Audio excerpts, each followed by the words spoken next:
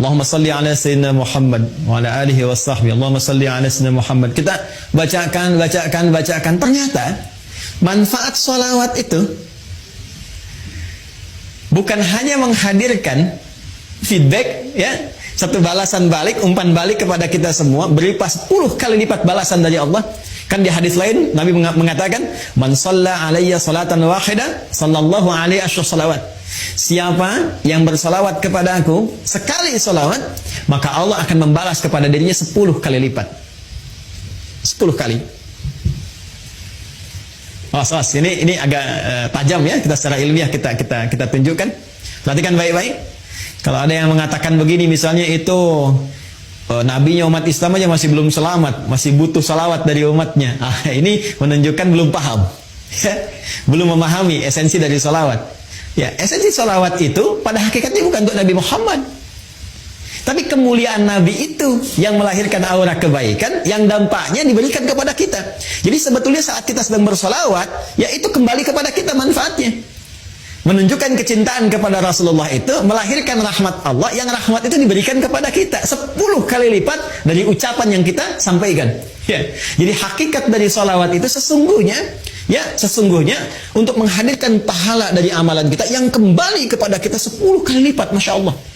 Jadi begitu Anda mengatakan di hari ini sekali Allahumma salli ala sayyidina Muhammad misalnya, itu langsung diberikan ganjaran, ya, balasan oleh Allah 10 kali dari apa yang kita lakukan. Nah, pertanyaannya, apa bentuk balasan yang Allah berikan itu dari kalimat salawat yang kita ucapkan? Bapak Ibu sekalian, salawat itu bentuknya banyak nanti. Ya, ada salawat dari Allah diantaranya, ada salawat dari malaikat diantaranya. Ya, innallaha malaikatahu yusalluna 'alan nabi. Sungguh Allah Subhanahu wa taala dan para malaikat bersalawat, ya, kepada Nabi sallallahu alaihi wasallam. Jadi salawatnya Allah kepada Nabi, ya, salawatnya malaikat kepada Nabi itu dibedakan, ya. Itu beda tingkatan pemahaman dengan apa yang diberikan kepada kita, ya. Itu nanti maknanya bisa berbeda, ya, maknanya bisa berbeda. Nah, salawat dari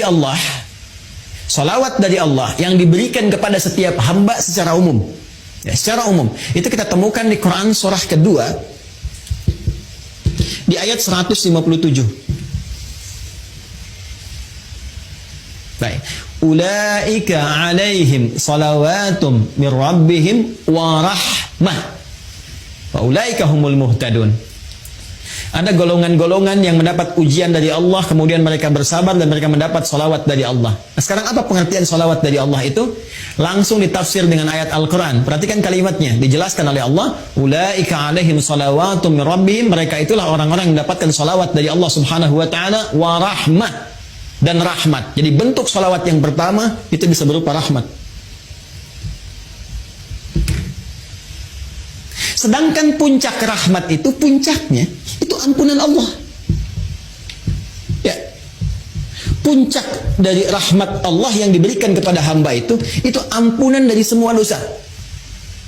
Masih ingat Bapak Ibu, tadi di awal saya katakan, ya, surah tentang syafaat itu yang punya Allah, bukankah di surat Az-Zumar di ayat 44 itu?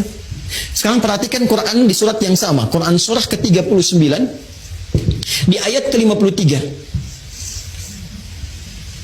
Ayat ini turun merespon tentang seorang yang telah melakukan dosa besar, yang dia merasa putus asa. Wah, ini saya dapat nggak ampunan dari Allah nih? Diampuni nggak dosa ini nih? Dosa saya terlalu besar ini, terlalu banyak kesalahan yang saya perbuat. Tiba kemudian datang kepada Rasulullah turun ayat ini. Qul ya ibadiyalladzina asrafu ala anfusihim. Katakan Muhammad sallallahu alaihi wasallam kepada hamba-Ku yang merasa israf. Mereka berbuat kesalahan yang sudah banyak dilakukan. Matanya, lisannya, telinganya, tubuhnya banyak berbuat maksiat dalam kehidupan. La taqnatu min rahmatillah. Jangan putus asa untuk mendapatkan rahmat Allah Subhanahu wa taala. Innallaha yaghfiru dzunuba jami'a. Kalau Allah sudah berikan rahmatnya, maka Allah ampuni semua dosa-dosa yang melekat pada hambanya.